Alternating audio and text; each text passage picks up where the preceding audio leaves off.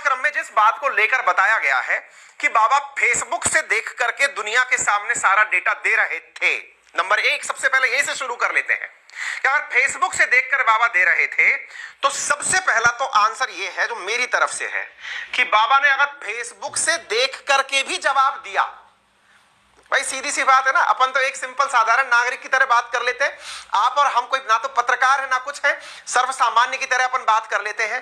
भाई साहब अगर बाबा ने फेसबुक से देख करके भी जवाब दिया ना, तो भी ये बाबा है ना, हम सबसे ऊपर का बुद्धिमान आदमी है।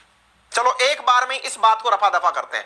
क्या बोल रहा हूं मैं? बाबा ने माना कि फेसबुक से जवाब दिया, पहला पॉइंट। अभी तो और तर्क वितर्क तो बाद में कर लेंगे हम। पहला तर्क है ये कि अगर बाबा ने फेसबुक से देख करके भी किसी व्यक्ति के 3 या 4 नाम बता दिए, अब मैं इसका आपको तार्किक आंसर दे देता हूं, उसके बाद में अपन और 150 दिन में से वो प्रतिदिन 50 व्यक्ति का भी जानकारी या पर्चा बता रहा हो। कह रहा हूं कि अगर एक व्यक्ति के 4 फैक्ट याद कर ले और 50 व्यक्ति का प्रतिदिन वो व्यक्ति दिव्य दरबार में जवाब दे दे, ध्यान से सुनिएगा, 4 फैक्ट प्रतिदिन 50 नागरिकों के बारे में याद करके आए, यानी एक दिन में 200 फैक्ट याद कर रहा है।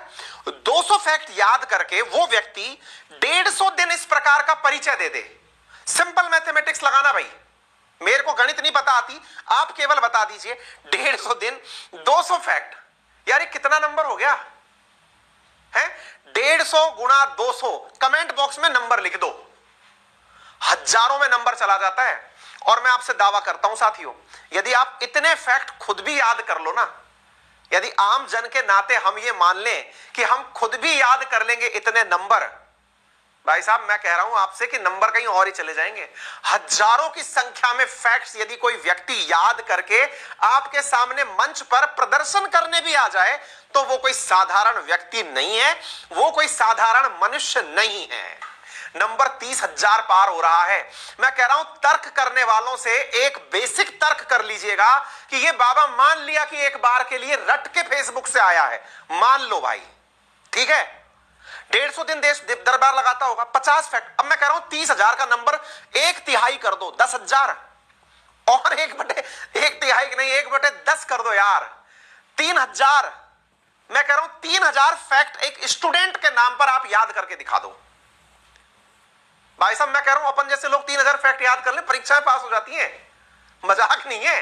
किसी के बारे में नाम पता करना उसको, और मजेदार बात, किसी से यह कहा जाए तेरे चाचा का नाम ये, और भैया समझदारों का विषय हो सकता है। मेरी नजर में अगर यह व्यक्ति ऐसा करता भी है, कोई शक्ति नहीं है, तो भी अत्यधिक इंटेलिजेंट व्यक्ति है। पहले तो मैं खुद ये स्वीकार कर रहा हूं, नंबर 1।